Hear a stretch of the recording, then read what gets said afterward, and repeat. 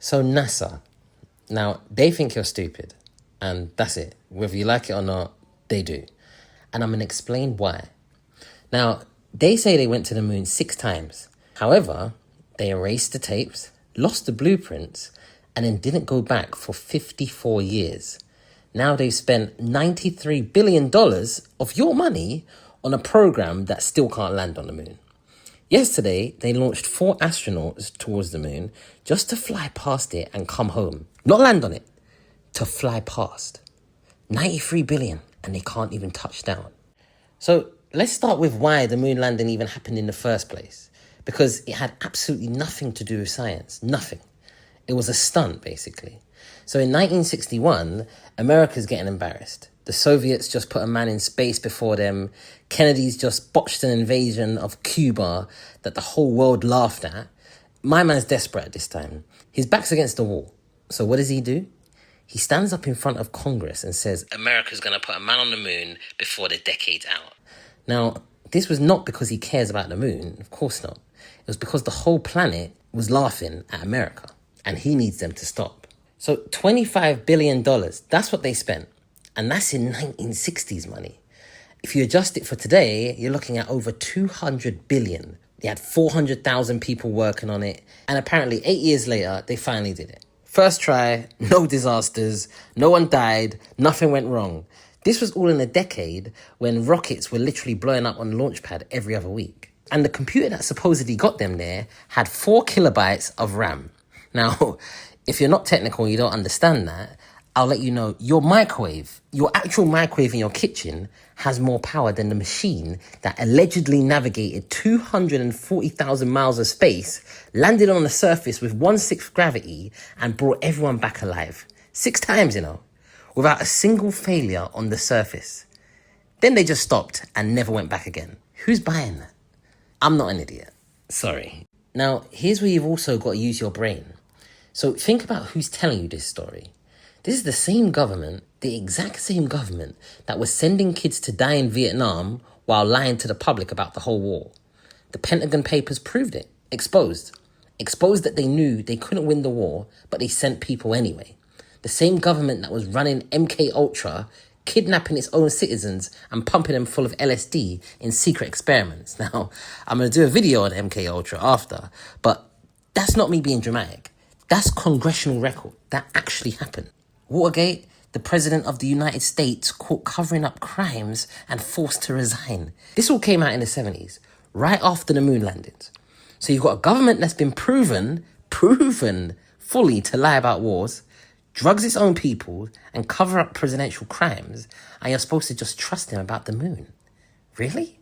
Now, look at the footage. The flag rippling, waving on the surface that's apparently got no air, no atmosphere, no wind. How's it moving? They say that there's a rod holding it up or something like that. Well, fine.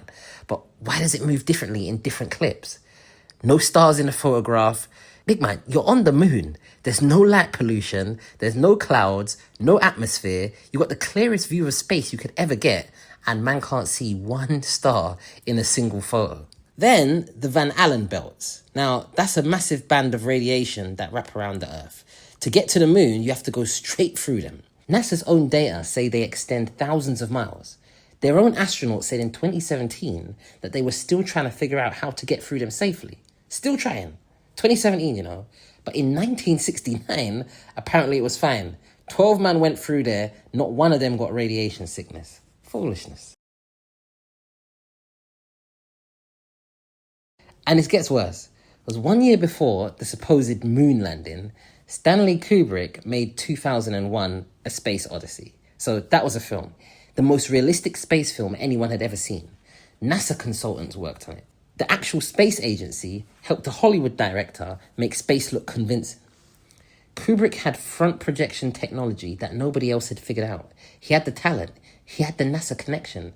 And his film came out the year before they landed. You do the maths on that one. But here's the thing that really does my head in. Forget the flag, forget the photos, forget my man with the film. The biggest reason people don't buy it is the gap. 54 years, you're telling me. They didn't go back for 54 years. Name me one other achievement in human history where we did something 6 times and then just stopped for half a century. You can't. When someone climbed Mount Everest, people were queuing up to do it again within years. When someone crossed the Atlantic, others followed within a decade. But the moon, the greatest achievement in human history. Just like that. Finished. Done. Lost interest, apparently.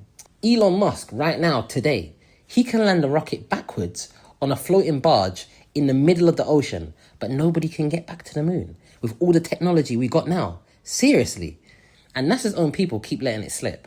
An astronaut went on camera and said the technology to go to the moon was destroyed, apparently. His words, the technology was destroyed and rebuilding it would be a painful process. And what about the original high-quality footage of the landing itself? NASA admitted they taped over it, erased it, reused the tapes. The most important recording in human history, and these men taped over it. So now it's 2026 and they're telling us they're getting back. So they've got Artemis 2 launched yesterday. 4 astronauts, biggest deal in space since 1972, apparently, except they're not landing. They're just flying past the moon and coming straight back home. All them $1 billion for one launch just to do a flyby. A lap of honor around a rock they supposedly walked on 6 times. Now, Artemis 3 was meant to be the one, the landing mission. Then earlier this year, NASA quietly announced they'd scrapped the landing, downgraded it, pushed the actual touchdown to Artemis 4. And that's going to be in 2028 at the earliest. And every single deadline in this program has been missed. Every single one. So let me just lay this out for you, yeah? In 1969, with technology from the Stone Age compared to what we got now, they landed on the moon. They walked on it, drove a buggy around it, hit golf balls on it, planted flags, came home. Did it 6 times in 3 years like it was nothing. Then they destroyed the technology, lost the blueprints, erased the only high-quality footage, and then didn't go back for over 50 years. Foolishness. Now, with $93 billion, the most advanced rockets ever built, and computing power that people back then couldn't even have dreamed of, they can't seem to get boots on the ground. They can't even land. 1 in 8 Americans don't believe that the moon landing happened. Half of Russia don't even believe it. And the number's going up every year, but it's not because people are thick. It's because people can see what's right in front of them. The gap between what NASA says they did in 1969 and what they can actually do right now with real money, real technology, and real deadlines gets bigger by the day. So they told you they went to the moon with basically a calculator and a prayer. Then they lost the tapes, destroyed the blueprints, and didn't go back for 54 years. And they're calling you the conspiracy theorist. Ridiculous.